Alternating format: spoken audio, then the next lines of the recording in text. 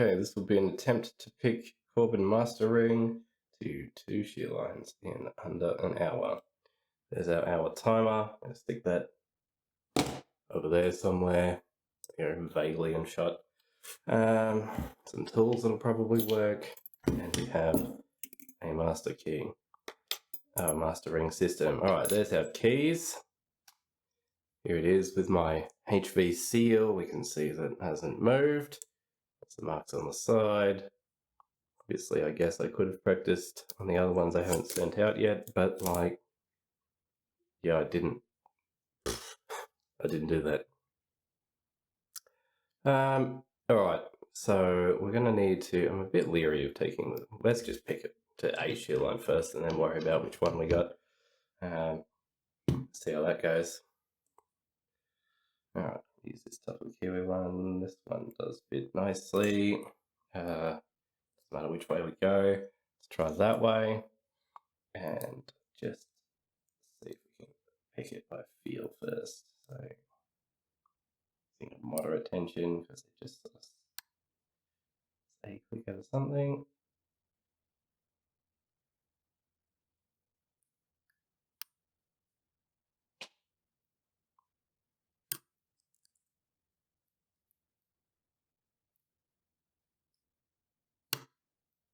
Oh, look at that, full step.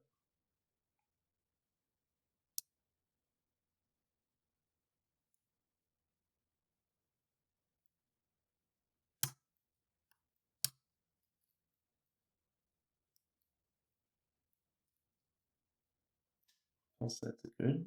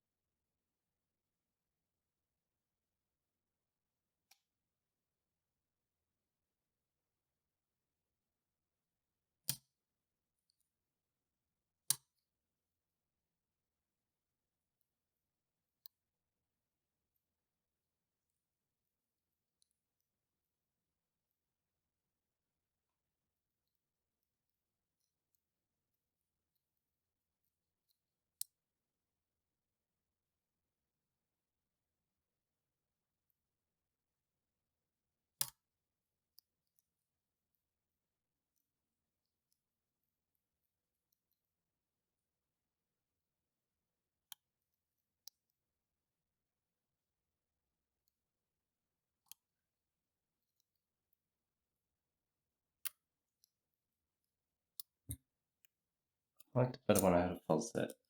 Start again.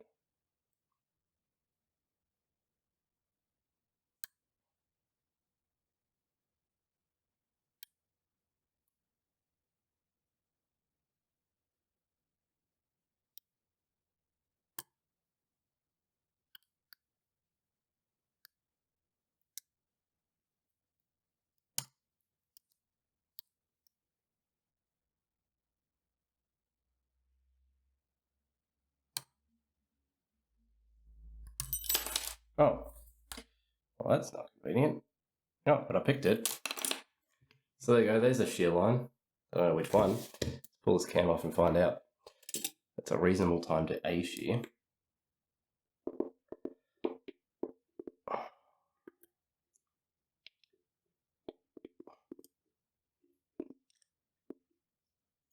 Let's Let's use this one. Sort of going for speed, so can I get off? There we go. So let's see which one is moving. So just the inner ring, not the outer ring. Let's put a tiny Sharpie mark on the back so we can see the outer ring as well. Use the fat end.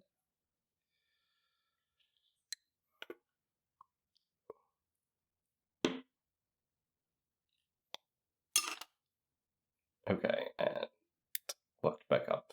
All right, so now the aim is to get the second shear to go. So now if we think about this a bit harder, now that we've got an inner thing open, this one is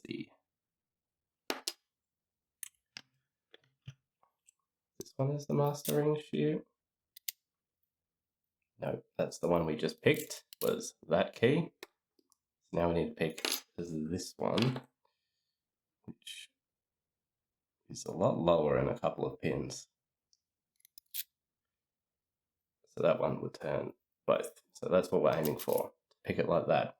So 1, 2 barely anything, 3 quite high, 4 nothing, 5 a tiny bit, and 6 probably a double lift.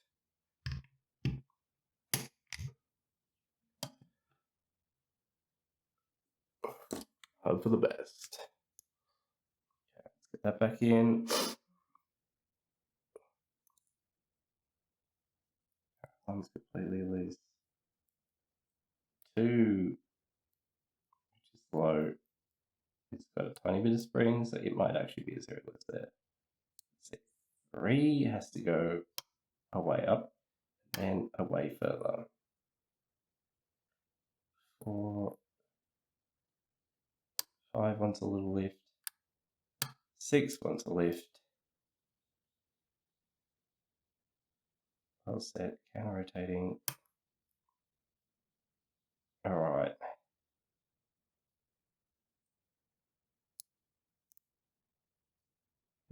Something. 1.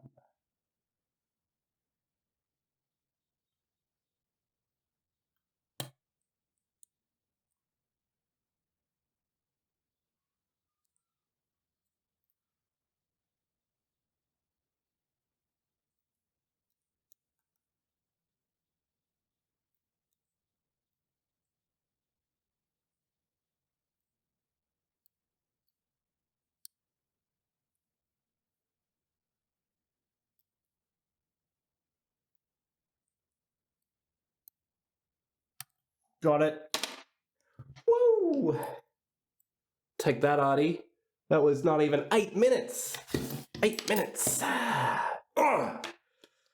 Both shear lines picked. Easy. All right. Let's try and gut this thing. It's going to be a disaster, isn't it? It's going to be a disaster. This is like, it'd be nice if it had grub screws. All right, I was going to use that one, but now I think I need. Oh, no, we're going to use the speed locks one. We picked it fast. All right, so let's lock it all the way back up. Now, I guess I'm going to try and take out this inner one first. Yeah, that's probably a plan. So that's that key. Definitely going to need a shim. We're going to need tweezers. It's going to be a disaster. Not looking forward to getting this thing back together again.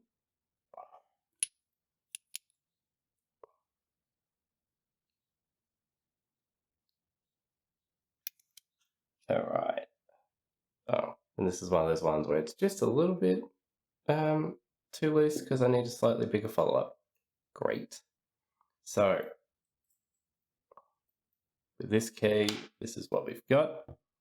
We've got 1 long key pin, 2, 3, 4, 5. Oops, and we let 6 out as well. see if it's that one. Actually, let's just stick that one back in. Yeah, that one. All right, so there's those. So there's our inner plug. Nothing too fancy there. Just a nice, easy keyway. 6 chambers. Put that aside. I need tweezers. Let's just make sure these are up the right way. Okay.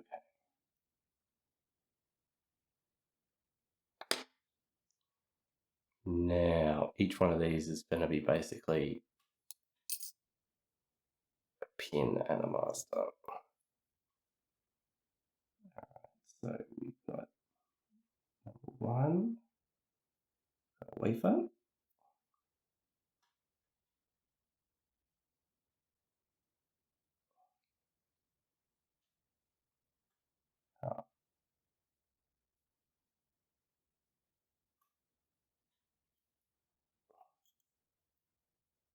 Spool.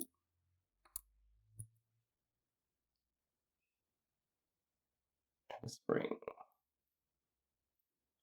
Okay, be very delicate with this. I'm going to turn this 90 degrees. We've got a long driver. I might just take out the first layer of everything first. 1, 2, 3, 4. I actually think the spool pins in this really made it a lot easier. 5. Okay, so that gets us to there. Oop, just tapped the spool at the back so that can come out. Alright, we're going to shove that in like so, pushing down, and we're going to take out that one, which is a spool, and its spring. Springs are just not strong enough to like push it past that shear very well. Just that driver. But anyway, there's a spool. And come on. And a spring. Spool. Spring. The last one is a spool and a spring. And then up the final spring. Yep. And with the final spring out, the master sleeve, the whole master ring comes out. You can see nothing crazy like countermilling on that, just sits around this, so they go together like so. Lined up properly, I guess. Oh, that's backward. No, that's the right way. Oh yeah, because this sits recessed off the core. Anyway, so they sit like that. And then you've got the normal one like that. So this creates a master key. Oop, can't go in like that. A master key system without reducing the security, because the shear lines have to stay separate, much like in a SFIC lock. Pretty much the same concept, except that this is just dual opening, not as a control function. Very cool. These date back to like 30 years after the original pin tumbler lock was built, so they're a very old design and they're really cool. They don't really need any special hardware other than it's a slightly bigger format, but that's it. Here is the close-up of the pins that came out of this one, so you can see got these lovely brass spools in as every driver. Then we've got standard wafers there for each one to make various pin stacks, like so. If we combine them all the way down, you can see that they are in fact not balanced. Vaguely balanced, but they're not like SFIC where they need to add up to an exact height. So a little bit different. What do they? Yeah, no, because SFIC has to be perfectly balanced, and this doesn't, so they're a bit different, but Anyway, there we go. Corbin Master Ring picked both shear lines in what I reckon is a pretty competitive time.